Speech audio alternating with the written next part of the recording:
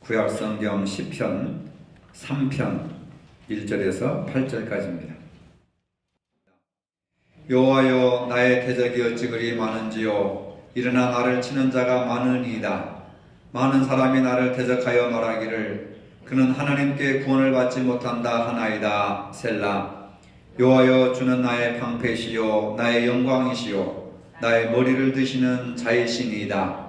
내가 나의 목소리로 여호와께 부르짖으니 그의 성산에서 응답하시는도다. 셀라. 내가 누워 자고 깨었으니 여호와께서 나를 붙드심이로다.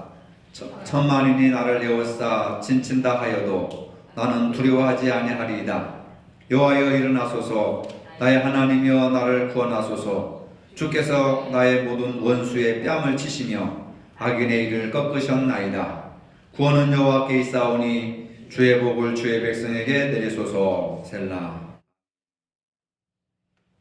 5월 마지막 주일입니다. 한 달 동안 건강하고 행복한 가정에 관한 말씀을 드렸습니다. 가정이 행복해야 교회와 나라가 행복하다는 말씀을 드렸습니다. 가정은 인간 역사에 가장 기초가 되는 조직이기 때문에 그렇습니다. 가와만사선이라는 말이 괜히 나온 말이 아닙니다. 가정이 형통해야 모든 만사가 다 형통하다라고 하는 것을 말할 수가 있습니다.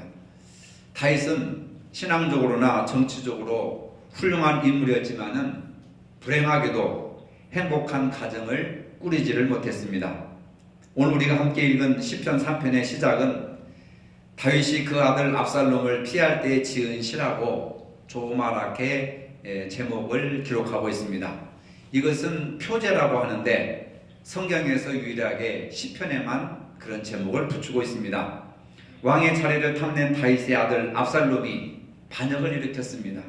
다른 장군이 반역을 일으키신 것 아니라 사랑하는 아들, 다윗의 아들 압살롬이 반역을 일으켰습니다. 왕인 아버지를 죽이려고 추격해 오는데 도망자 신세에서 탄식하고 있습니다. 그래서 시편 3편을 개인 탄식시 또는 탄원시라고 합니다. 1절에 보면은 여호와여, 나의 대적이 어찌 그리 많은지요. 일어나 나를 치는 자가 많으니이다 라고 탄식합니다. 다윗을 대적하는 사람들이 많아졌습니다. 반역자들이 많아지면서 압살롬을 지지하는 백성들도 구름대처럼 이렇게 늘어나 가고 있습니다.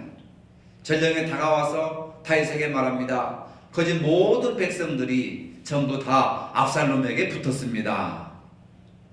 다윗에게 충성하고 다윗을 존경하고 추종했던 세력들이 이제는 실세가 누구냐? 압살롬이다 라고 압살롬에게 전부 붙었다 그 말입니다. 다윗의 상황은 우리들이 처한 상황과 다르지 않습니다. 우리가 이런 전쟁을 겪고 있지는 않지만은 삶에서 많은 전쟁을 하고 있습니다.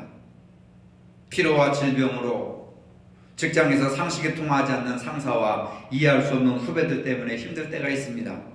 내 편이 되어주리라 생각했던 남편 또는 아내, 자녀들이 자신을 실망시키고 힘들게 할 때 원수처럼 보일 수도 있습니다. 누군가가 자신에 대해서 말도 안 되는 헛된 소문을 퍼뜨리면 얼마나 마음이 아프고 괴롭습니까?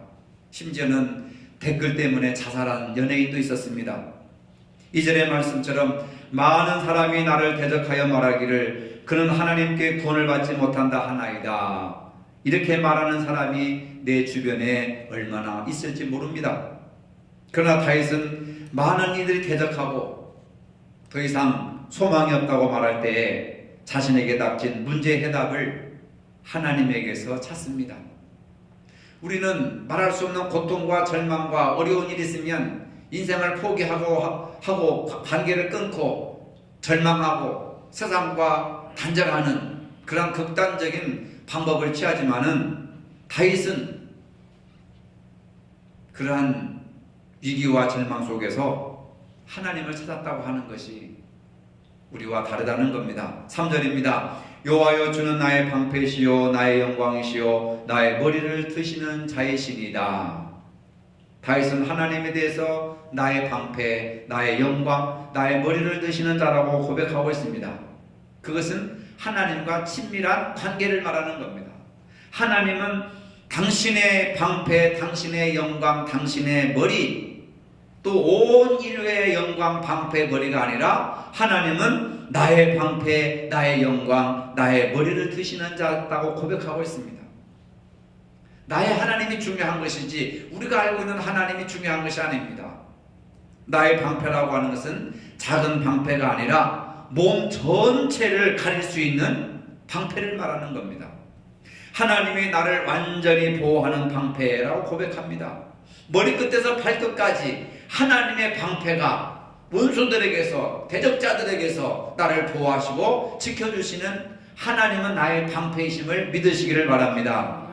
많은 대적들이 다윗을 공격해 올 때 하나님은 다윗을 머리끝에서 발끝까지 둘러싸고 보호해 주시는 방패와 같은 하나님이심을 그는 자신의 신앙으로 고백합니다. 그 다음에 나의 영광이라고 고백합니다.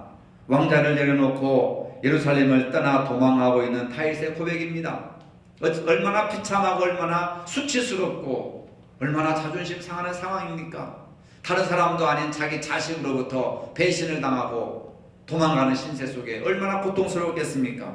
이러한 치욕스러운 상황에서 그는 하나님을 나의 영광이라 고백을 합니다.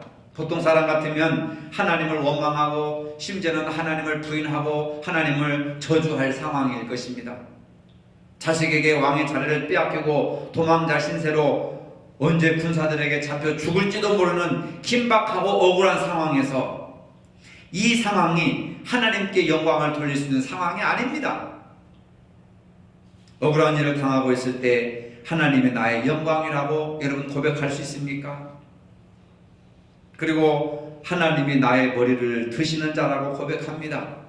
이 말은 하나님이 나에게 진정한 기쁨을 주시는 분이라고 하는 의미입니다. 시편 3편에 참 다윗의 형편이 사무엘하 15장 30절에 잘 나타나 있습니다. 지금 다윗의 형편이 어떤가?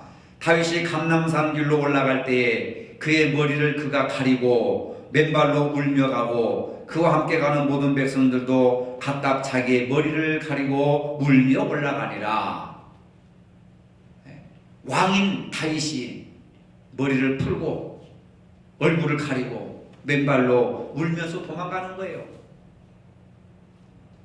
머리를 푼다고 하는 것은 완전히 세상이 망했다 또는 부모님이 돌아가셨을 때 머리를 풀고 울잖아요.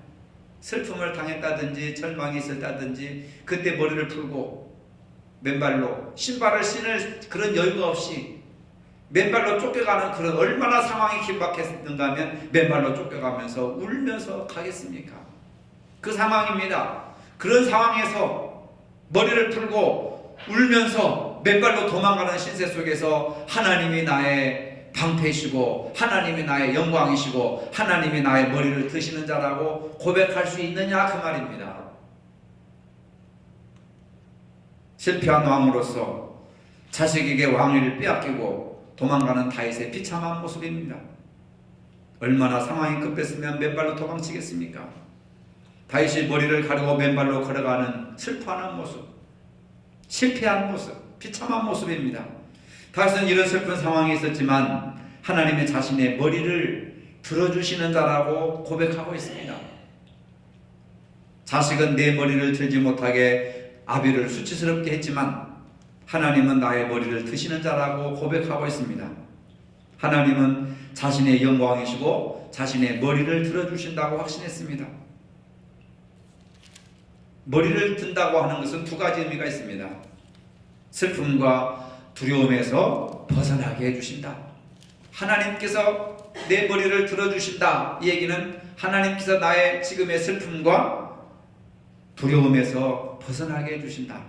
그리고 사면과 복권을 시켜주실 것이다 라고 하는 겁니다. 창세기 40장 13절에 보면 요셉이 감옥에서 술 맡은 관원장의 꿈을 해몽해 줍니다. 지금부터 사흘 안에 바로가 당신의 머리를 들고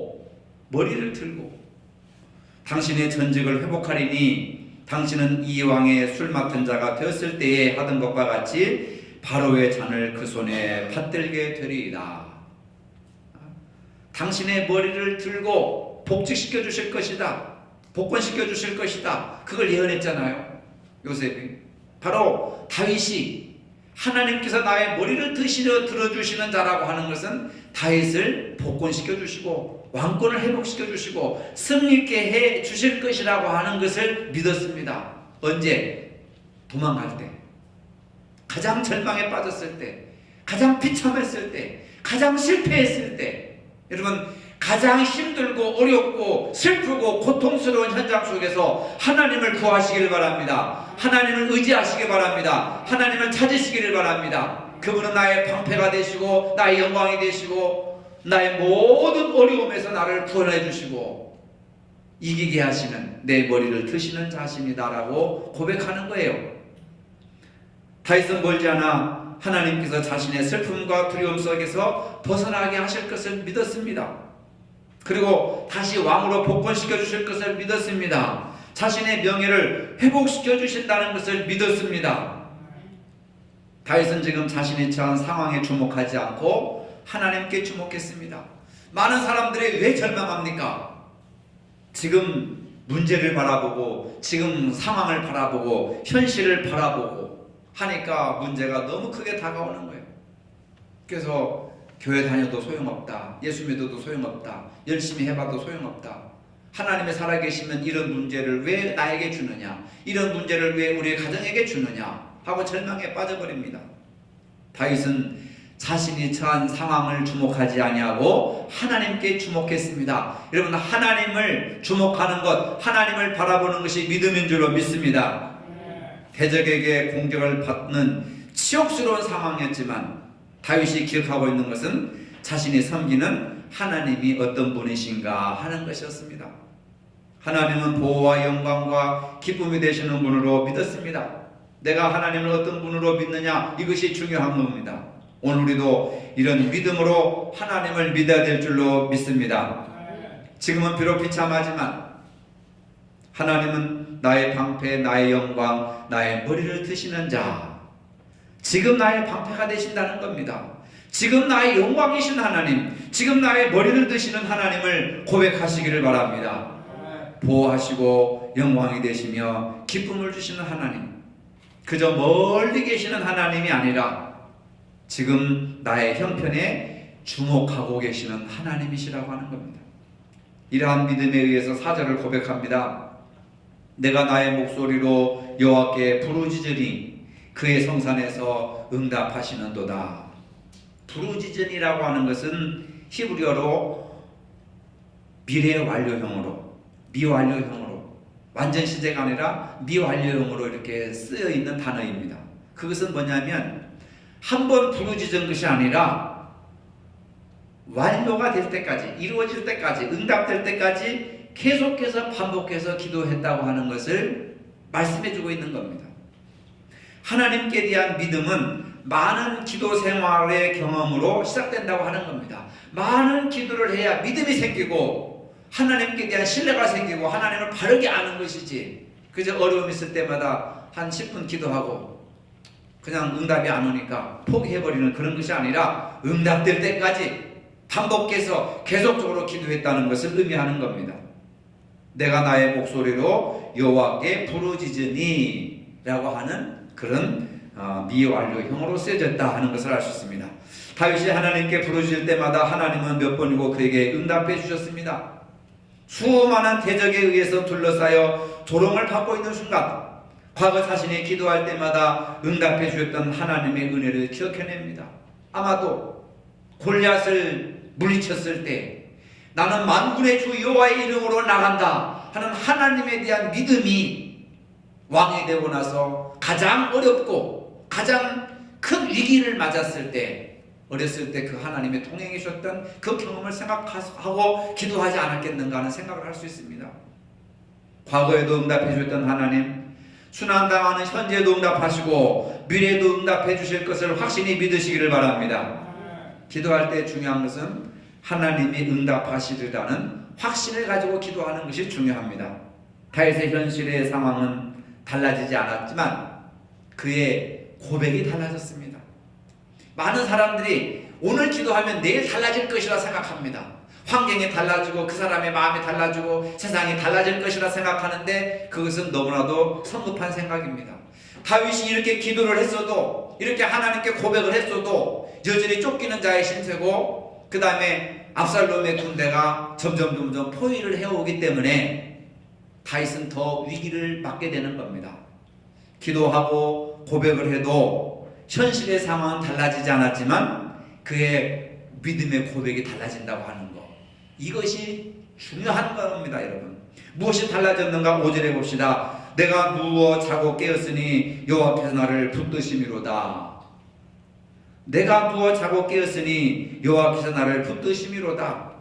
다윗은 이제 하나님의 붙드심에 의하여서 편하게 잠을 자고 깨어날 수가 있었습니다. 여러분, 다윗을 죽어 깨우는 그 군사들이 도망간 게 아닙니다. 지명수배가 해제된 게 아닙니다. 여전히 포위망은 좁혀오는 겁니다. 언제 잡혀 죽을지 모릅니다. 바위 틈에서 굴 속에서 가시덤불 속에서 잠을 잤는데, 여러분 무슨 문제가 있으면 잠이 옵니까? 밤새도록 잠을 못 잡니다. 가정에 우환이 있으면 잠을 못 잡니다. 큰 사고를 당하고 경제적인 손실을 당하고 누구한테 배신을 당하고 마음의 상처를 입으면 잠을 못 잡니다. 근데 다윗은 언제 죽을지도 모르는 상황 속에서 이런 고백을 하고 마음의 평안을 주신 거예요, 하나님께서. 그래서 그런 위기 속에서도, 바위틈 속에서도, 불 속에서도 내가 누워 자고 깨었으니 여호와께서 나를 붙드심이로다. 어떻게 편안하게 누워 잘 수 있습니까? 쪼그리고 자든지 웅크리고 자든지 한숨만 쉬고 눈물을 흘릴 그런 상황에서 어떻게 누워 자고 깨어 있을 수가 있느냐 말입니다. 하나님이 붙들어 주신다.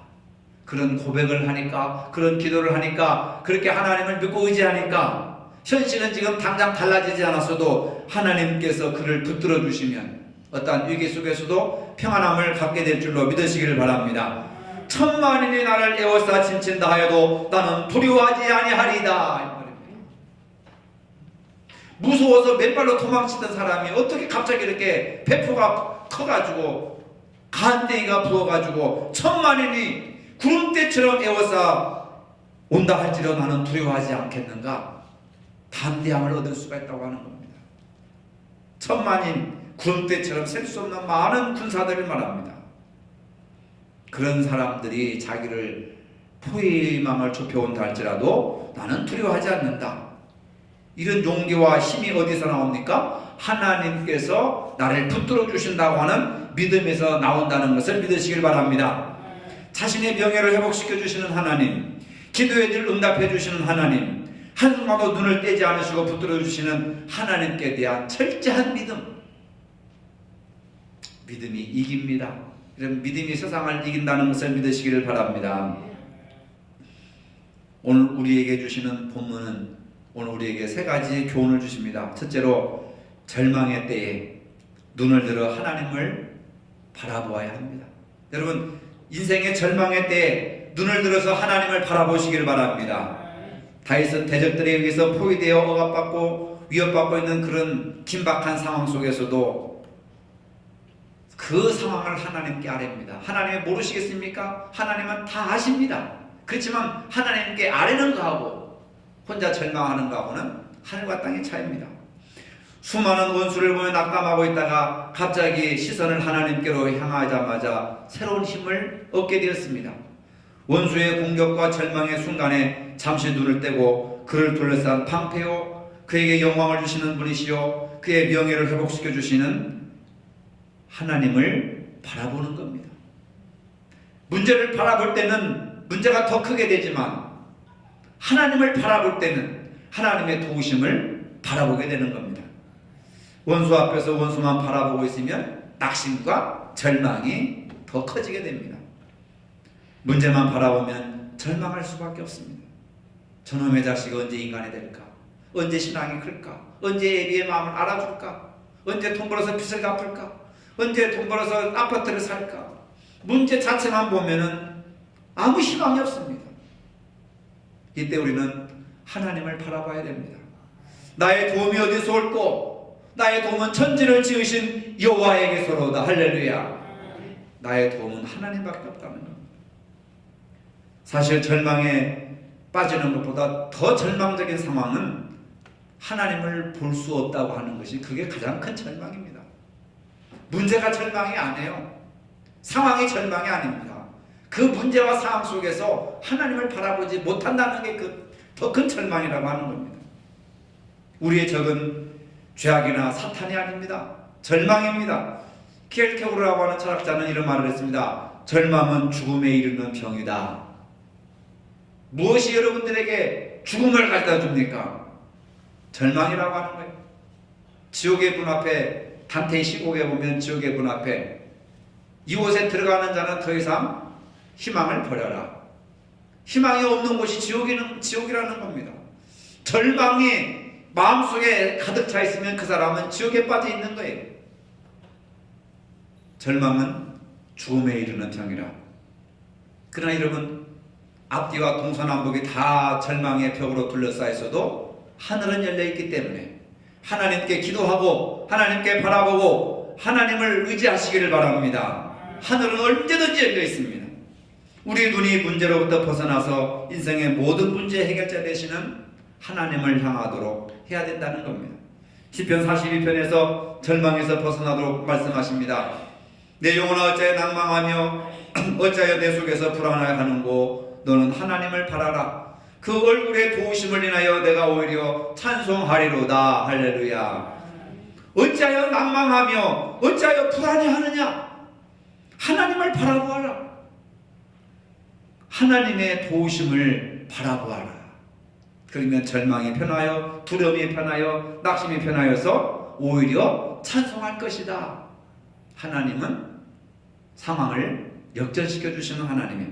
두 번째로 절망의 때에 입을 열어 하나님께 부르짖어야 합니다. 억울하고 괴로울 때마다 다윗은 하나님께 부르짖어 기도했습니다. 부르짖다라고 하는 것은 한 번, 두 번 한 것이 아니라 계속해서 반복적으로 부르짖었음을 이야기하는 것이죠. 하나님께 부르짖을 때마다 하나님은 그의 기도를 물리치지 않으셨습니다. 늘 응답해 주셨습니다. 다윗은 자신의 기도에 응답해 주시는 하나님을 잊지 않으셨습니다. 이러한 확신에 근거하여서 수많은 적에 의해서 이어받고 있는 그 절망의 순간에 입을 열어 하나님께 기도합니다. 그 기도의 내용이 뭐예요? 7절입니다. 여호와여 일어나소서 나의 하나님이여 나를 구원하소서. 따라해봅시다. 여호와여 일어나소서 나의 하나님이여 나를 구원하소서.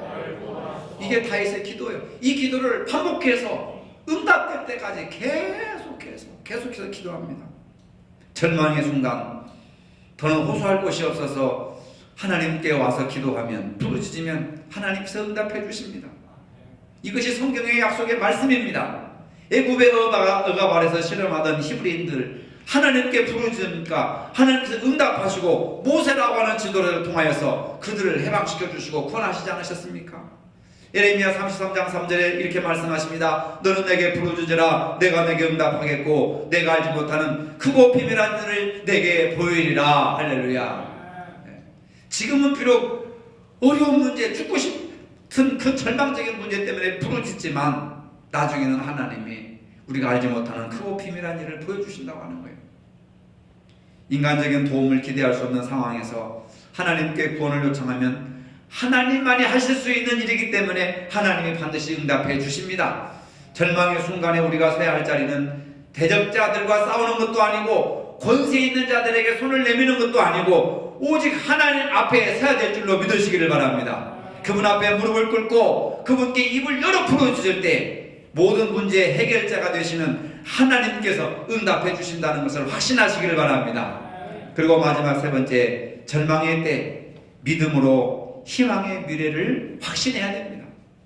주변의 적들을 보며 두려움에 떨던 다윗은 하나님을 바라보면서 마음의 평안을 찾았습니다. 이후에 본격적으로 하나님께 간구하기 시작합니다. 자신의 기도가 응답될 것이라고 하는 확신을 가지고 있었습니다.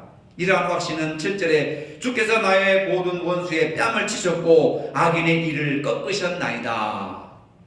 다윗이 원수들의 뺨을 치셨고 악인의 이빨을 꺾으신 것이 아니라 하나님께서 하시더라. 나는 하나님께 기도하였더니 하나님께서 문제를 해결하시더라 그 말입니다. 현재 절망의 순간에 놓여 있음에도 불구하고 하나님의 개입으로 절망이 희망으로 바뀌게 될 것을 믿음으로 확신을 했습니다. 절망의 순간에도 믿음의 눈으로 보면 희망의 미래가 보이기 시작합니다. 믿음은 현재의 절망 속에서도 미래의 희망을 앞당겨주는 겁니다. 예언자 이사야도 절망에서 희망을 보았습니다. 그루터기는 잘려나간 나무를 얘기하는 것인데 이 그루터기 속에서 거룩한 희망을 노래하고 있습니다.